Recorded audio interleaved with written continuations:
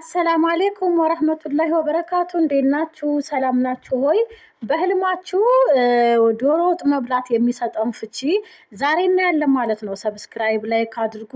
እንግዲህ በጣም የሚያስደስት ፍቺ ነው ያለው። እስከ መጨረሻው ድረስ ከተከታተላችሁ ዶሮ ወጥ ስትበሉ የሚሰጠውን ፍቺ እናያለን ማለት ነው።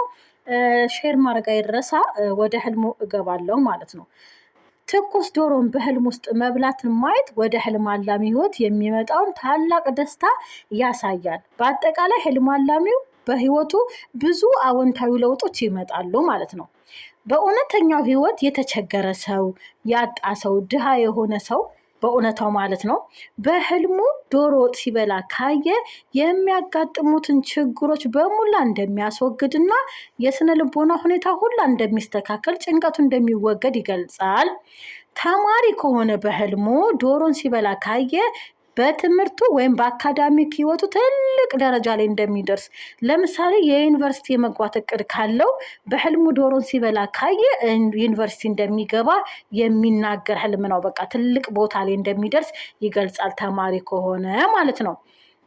በህልም ውስጥ ማናቸውም ጣፋጭ ዶሮ ወይም የሚጥም ዶሮ ወጥ ስትበሉ በህልም ማለም በመጪው ጊዜ ውስጥ ህልም አላሚው ጭንቀት የሚፈጥሩበትን ችግሮች በሙላ እንደሚያስወግድና ለረጅም ጊዜ የተረጋጋ ህይወት እንደሚኖር ያመላክታል ማለት ነው። ሌላኛው ህልም ፈቺ ደግሞ ምን ብሎ ፈቶታል? ዶሮ ወጥን መመገብ ባለ ራእዩ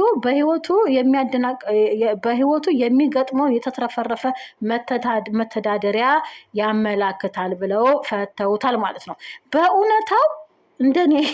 በእውነታው ማለት ነው ስራ እየፈለጋችሁ እንደኔ ማለት ነው ስራ የሚፈልግ ሰው፣ ስራ እየፈላለገ ያለው ሰው በህልሙ ዶሮ ወጥን ሲበላ ካለመ በጣም ቆንጆ ስራ እንደሚያገኝ እና የገንዘብ ሁኔታው እንደሚስተካከል ያመላክታል ማለት ነው። እሺ፣ በህልም ውስጥ ጣፋጭ ዶሮ መብላት ባለ ራእዩ በህይወት ውስጥ መረጋጋት እንደሚያገኝ እንዲሁም ደግሞ ከረጅም ችግር ከብዙ መከራዎች በኋላ ሰላም እንደሚያገኝ የሚገልጽ ህልም ነው። በነገራችን ላይ 2-3 ፈቺዎች ናቸው እዚህ ህልም ላይ የተሳተፉት ማለት ነው። ህልም ፈቺዎች አንደኛው ሌላ ሲፈታ አንደኛው ሌላ ይፈታል። እሺ፣ በህልም የሚጣፍጥ ዶሮ መብላት ባለራዩ በህይወት ውስጥ መረጋጋትና ከረጅም ጊዜ በኋላ እፎይታን ነው ብያለው። የበሰበሰ ዶሮ የተበላሸ እንደው ብስብስ ያለ የሚሸት ዶሮ ወይም የበሰበሰ ዶሮ መብላት ህልም አላሚው በእሱ ላይ በሚያሴሩበት መጥፎ ሰዎች መከበቡን ያመላክታል። የበሰበሰ ዶሮ ስትበሉ ካለማችሁ የማይበላ ማለት ነው። የተበላሸ ዶሮ ስትበሉ ከተመለከታችሁ ይሄ ሰዎች በእናንተ መጥፎ ሰዎች አሉ የሚያሴርባችሁ፣ በእነሱ ሰዎች እንደተከበባችሁ ወይም እነሱ ከዙሪያችሁ እንዳሉ ይገልጻል ማለት ነው። በህልም የተቀቀለ ዶሮን መብላት ወይም ደግሞ የተቀቀለን ዶሮ ሲበላ ያለመ ሰው በሚቀጥሉት ቀናት በህይወት ውስጥ መልካም ነገር እንደሚቀየር፣ ለረጅም ጊዜ ያስቸግረው ነገር አሁን ሊፈጸም እንደሆነ ወይም ሊቀየር እንደሆነ ያመላክታል ማለት ነው። በህልም ውስጥ ያልበሰለ ዶሮ እንደው ጥሬ ስጋውን እንደው ዶሮ ሳይበሰል ስትበሉ ከተመለከታችሁ ደግሞ መጥፎ ዜና መስማትን ወይም ደግሞ ተጽዕኖ ከሚያሳድሩ ሰዎች መጥፎ ነገር ወደ እናንተ መምጣቱን ያመላክታል ማለት ነው። በጣም ብዙ የሆነ ጥሩ ዶሮ፣ ቆንጆ ዶሮ ወጥ በጣም ግን የበዛ በህልም እየበላችሁ ካያችሁ ማንኛውም ሰው በመጪው ቀናት ህይወታችሁ በተሻለ እንደሚቀየርና በርካታ መልካም ክስተቶች ወደ ህይወታችሁ እንደሚመጣ ይገልጻል ማለት ነው። እንደው ብዙ የዶሮ ወጥ ስትበሉ ከተመለከታችሁ ማለት ነው። እና ደግሞ ጣዕሙ ቆንጆ የሚያቃጥል በርበሬ፣ ጨው የበዛበት እንደዚህ ችግር ያለበት ሳይሆን የሚጣፍጥ ዶሮ ወጥ ስትበሉ ካለማችሁ ማለት ነው። ጥሬ ዶሮን በህልም መብላት ደግሞ ባለራዩ በዙሪያ ያሉትን ሰዎች እንደሚመስል ከመጥፎ ጓደኛ መጥፎ እንደሚመስል ከጥሩ ከሆነ ጥሩ እንደሚመስል እና ይሄን ባህሪውን ማቆም እንዳለበት ነው። ከዙሪያው ባሉ ሰዎች ጋር እንደሚመሳሰል ይገልጻል። ሌላው ስለ ጥሬ ስጋ መብላት ከህገወጥ መንገድ ገንዘብ ሰርቶ ማግኘትም ብለው ፈተውታል። ወደኋላ እንደርስበታለን። የዶሮ ጭንቅላት እየበላችሁ እንደሆነ በህልም ካያችሁ እንግዲህ ዶሮ ተቀቅሎ ጭንቅላት አለው፣ እግር አለው፣ ጥፍር አለው፣ ቆዳ አለው፣ የሌለው ነገር የለም። እነሱን አንዳንድ ሁሉም ባይሆን የተወሰኑ ክፍሎች እዚህ ላይ ተዘርዝረዋል እና የዶሮን ጭንቅላት በህልም እየበላችሁ ከሆነ የምታልሙት ይሄ ራእዩ ጥሩ አይደለም። ህልም አላሚው የቅርብ የሆነ ሰው እንደሚሞት የህልም አላሚው ቅርብ የሆነ ሰው እንደሚሞት ያመላክታል። ይሄም ደግሞ የህልም አላሚውን ልቦና ሊጎዳ ይችላል ማለት ነው። ዶሮን በህልም መብላት ህልም አላሚው ሁልጊዜ ችግሮችን ለመፍታት እንደሚጨነቅና በዙሪያው ስላሉ ሰዎች ችላ እንደሚል ያመላክታል ማለት ነው። በቃ ለሰዎች አይጨነቅም፣ ስራ ራሱ ችግር ላይ ብቻ ነው የሚያተኩረው ማለት ነው። አሁን ያላገባች ሴት በህልም ዶሮ ስትበላ የሚሰጠውን ፍቺ እንመልከት። ያላገባች ሴት በህልሟ ዶሮ ስትበላ ካየች የምስራች የወደፊት እጣዋ ብሩህ እንደሆነና ሁሉንም ግቦቿ ላይ መድረስ እንደምትችል ፈጣሪ ከፈቀደ እዛ ላይ ትደርሳለች ማለት ነው። ያላገባች ሴት ዶሮ በህልም ስትበላ ማለም ሌላኛው አፈታት ህይወቷ በተሻለ ሁኔታ እንደሚለወጥ የሚያሳይ ፍቺ ነው። ህይወቷን የሚረብሹ ነገሮችን በሙሉ ታስወግዳለች ማለት ነው። ላላገባች ሴት አልጨረስንም። ያላገባች ሴት ህልም አላሚው ምናልባት ጻድቅና ሰባኪ ወይም ደግሞ ሃይማኖተኛ ከሆነ ሰው ጋር ልትገናኝም ትችላለች ማለት ነው። ሌላኛው አፈታት አንዲት ያላገባች ሴት ዶሮ ስትበላ ማየቷ በመጪው ጊዜያት ፈጣሪ ከፈቀደላት የተከበረ ቦታ ላይ የሚወስድ የተከበረ ቦታ የሚያደርሳት ተስማሚ የስራ እድል እንደምታገኝ ያመላክታል። ወይም በስራዋ ምክንያት ትልቅ ቦታ ወይም ትልቅ ቦታ ላይ ትልቅ የሆነ ሀገር ላይ ልትሄድ እንደምትችል ይገልጻል ማለት ነው ላላገባች ሴት። ሌላው የዶሮ ጭን እየበላች እንደሆነ በህልም ካየች፣ ጭን አለው ብለናል፣ ደረት አለው፣ ጭንቅላት አለው፣ ጥፍር አለው፣ እግር አለው አይደለ? ዶሮ እዛ ውስጥ በህልሟ ከዶሮ ውስጥ አውጥታ ጭኑን እየበላች እንደሆነ ያላገባች ሴት በህልሟ ካየች ህልሟንም ሁሉንም ግቧን የእውነተኛው ህልሟን ቁሳዊ ግቦቿን እንደምታሳካ እንዲሁም ደግሞ የምትፈልገውን ነገር እንድታሟላ የሚረዳት ሀብታም ሰው እንደምታገባ ይገልጻል ማለት ነው። የዶሮ ጭን የምትበላ ያላገባች ሴት የምትፈልገውን ይሄን አድርግ ስትለው እሺ የሚል ሀብታም ባል ታገባለች ማለት ነው። ሌላው የተጠበሰ ዶሮ ስትበላ ማለም ደግሞ ሌላኛው ፈቺ እንደተናገሩት ወደ አዲስ ቤት መሄድና ረጅም የቅንጦት ህይወት መኖሩንም ሊያመላክት ይችላል። ዶሮ የተጠበሰ ከሆነ ላላገባች ሴት በቃ ትዳር ይዛ ሀብታም ቤት ሄዳ ቅንጥጥ ያለ ህይወት ልትኖር እንደሆነም ይገልጻል ማለት ነው። ማሻአላህ ደስ የሚል ፍቺ ነው ያለው። ባለትዳር ሴት ደግሞ ስንመለከት በህልም ዶሮን ስትበላ ማየቷ ብዙ ፍቾች አሉ ይላሉ። ለምሳሌ እርግዝና እየቀረበ መሆኑን የሚያሳይ ምልክት ነው። አስባችሁታል? ለባለትዳር ሴት ዶሮ ወጥ ስትበላ ካየች እርግዝና እየቀረበ ነው ብለው ነው የፈቱት ማለት ነው። እና ደግሞ የእርግዝናዋ ጊዜ ያለምንም ችግር ያልፋል ማለት ነው። 9 ወሩ ሙሉ ያለ ህመም ያለምን በሰላም ያልፋል ብለው ፈተውታል። ባለትዳር ሴት ዶሮ ስትበላ ማየቷ ሌላኛው አፈታት በቅርቡ በሯን የሚያንኳኳ መተዳደሪያ በተጨማሪ በህይወቷ የሚመጣውን በረከት ማሳያ ነው። እንግዲህ ብዙ የኑሮ በሮች ስራ ምናምን ይከፋፈትላታል ማለት ነው። ዶሮ ስትበላ ከተመለከተች ሌላኛው አፈታት በረከቶች ስራ ምናምን ይከፋፈትላታል ማለት ነው። ነገር ግን ባለቤቷ በእውነታው ለባለትዳር ሴት በገንዘብ ቀውስ እየተሰቃየ ገንዘብ የሌለው የገንዘብ ችግር ያለበት ከሆነና በህልሟ ዶሮ ስትበላ ካየች ይሄ ሁሉንም ዕዳ እንደሚከፍል ከገንዘብ ችግር እንደሚላቀቅ መጪው ጊዜ የፋይናንስ የስራ ህይወት የፋይናንስ የገንዘብ ሁኔታቸው እንደሚረጋጋ እንደሚስተካከል ይገልጻል ማለት ነው። አሁንም ባለትዳር ሴት ያልበሰለ ዶሮ እየበላች እንደሆነ በህልም ካየች ይሄ በህይወቷ የሚያጋጥማትን ታላቅ ችግር አመላካች ነው። ምክንያቱም ዶሮ አልበሰለም። ሌላኛው ህልም ፈቺ ደግሞ ምን ብሏል? ፋሃድ አላሳይም የሚባለው ህልም ፈቺ ለጤና ችግር ልትጋለጥም ይሆናል ብለው ጨምረው ፈተዋል ማለት ነው። የጥሬ ዶሮ ስትበላ ባለትዳር ሴት።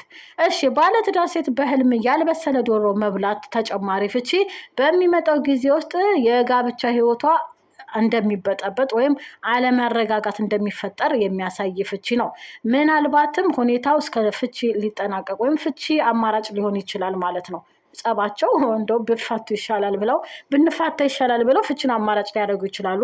ጥሬ ዶሮ ያልበሰለ ስጋውን ስትበላ ከተመለከተች፣ ጥሬ ዶሮውን ስትበላ ባለትዳር ሴት ከተመለከተች ማለት ነው።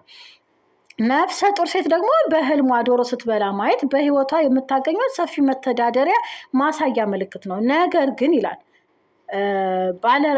ነገር ግን ይቺው ነፍሰ ጡር ሴት ባለራዕይ በጤንነቷ ሁኔታ ላይ አለመረጋጋት ካጋጠማት በእውነታው እርጉዝ ስለሆነች ካመማት ምን ካላት እና በእውነታው በህልሟ የሚጣፍጥ ዶሮ ወጥ ስትበላ ካየች የጤና ሁኔታ እንደሚስተካከል የጤና ሁኔታ ጥሩ እንደሚሆን ሊያመላክት ይችላል። ይህም ደግሞ የዶክተሮችን ትዕዛዝ እስከፈጸመች ድረስ ማለት ነው። ምክንያቱም እርጉዝ ናታ። አንዳንዴ ዶክተሮች የሚሉትን ችላ ስንል ህመሞች ይከሰታሉ። ያንን ግን በህልሟ ዶሮ ወጥ ስትበላ ካየች እና የሐኪምን ክትትል ካስከተለች ይሻላታል፣ ጤና ይስተካከላል ብለው ፈተውታል ማለት ነው። የበሰለ ዶሮ መብላት ደግሞ የሆነ ህልም ፈች እንደተረጎመው ሁሉን ቻይ የሆነ አምላክ ወንድ ልጅ እንደሚሰጣትም ይጠቁማል ብለው ፈታ አድርገውታል። ለነፍሰ ጡር ሴት ምናልባት ወንድ ልጅ ልትወልድ ትችላለች ፈጣሪ ከፈቀደ። አዋቂው ፈጣሪ ነው ብለው ያው ፈጣሪ ነው እንጂ ይሄ እንደ ህልም ፍቺ ነው ብለው ቁጭ አድርገውታል እዚህ ጋር ማለት ነው። ነፍሰ ጡር ሴት ያልበሰለ ዶሮ ስትበላ ከተመለከተች ጥሬውን በወሊድ ሰዓት ብዙ ስቃይ እንደሚያጋጥማት፣ ለምሳሌ ምጥ እንደሚጠናባት መግራት ቆንጆ ነው አይደለ? ሲጠና ምጠናባት የሚባለው ህመም ሲያጋጥማት ችግር ሲያጋጥማት ማለት ነው። እና እንደዛ ነው የጥሬ ስጋ ከበላች ለነፍሰ ጡር ሴት። ሌላው ዶሮን ከነደሟ ነፍሰ ጡር ሴት እየበላች እንደሆነ ድንገት በህልሟ ካለመች ዶሮና ከነደሟ ከበላች የፅንስ መጨንገፍን ያመላክታል ማለት የፅንስ መጥፋትን ማስወረድን። የአንዳንድ ሰዎች መጨንገፍ እንደዚህ ላይገባችሁ ስለሚችል የፅንስ መውረድ ሊያጋጥማት ይችላል። በእውነታው ነፍሰ ጡር ሆና በህልሟ ዶሮ ከነደሟ ስትበላ ካየች ማለት ነው። ሌላው ይቺው ነፍሰ ጡር ሴት በህልሟ የዶሮ ጭንቅላትን ስትበላ ካለመች ደግሞ የፅንሱን መሞት ያመላክታል። ፅንሱ ላይወለድ ይችላል ማለት ነው ነፍሰ ጡር ሴቱና የዶሮ ጭንቅላት ከበላች። አሁን ደግሞ የምናየው ለተፈታች ሴት የተፈታች ሴት በህልም ዶሮ ስትበላ ትዳር የፈታች ሴት ለማለት ነው። በህልም ዶሮ ስትበላ ማየት ከሀገሪቱ ውጭ ከምትኖርበት ሀገር ውጭ የስራ ማግኘት እድሏን ያመላክታል ማለት ነው። እንግዲህ ትዳር የፈታች ሴት በህልሟ ዶሮ ስትበላ ካየች ምናልባት ከኢትዮጵያ ውጭ ወይም ሌላ ሀገር ሆና ወደ ሌላ ሀገር ውጭ ስራ ሊያጋጥማት ይችላል ማለት ነው። ምናልባት ይሄ ስራ ደግሞ የህልም አላሚዋን የገንዘብ ሁኔታ የፋይናንስ ሁኔታ ያሻሽላል። ከሀዘኗ ከችግሯ ትዳር ስትፈታ ካጋጠማት መሰናክሎች በሙላ ትወጣለች ማለት ነው። የዶሮ ጡት እዚህ ጋር የሚገርማችሁ ነገር እኔ ህልም ፈቾች ግርም ምን ያሉ ዶሮ ጡት አለው እንዴ? ወይም ይሄ ደረቱን ሊሉ ነው መሰለኝ። የዶሮ ጡት ስትበላ በህልም ካየች የተፈታች ሴት ጡት ለማለት የፈለጉት እዚህ ደረት ነው እንጂ ዶሮ ጡት የላትም። እና የዚህ እንደውም አብዛኛው ሰው እንትን ላይም አይወደውም። ወጥ ላይም ሊሆን ይችላል፣ ጥብስ የተጠበሰ ዶሮ ላይ አልቤክ ምናምን ብሩስት ነገሮች ላይ እነሱ ላይ ብዙ ሰው እዚህ ደረቱ ላይ ያለው ስጋ ወፍራምና ነጭ ስለሆነ ብዙ ሰው አይወደውም። እና እሱን ለማለት ነው። የዶሮ ምን ሰድር አረበኛ ነው።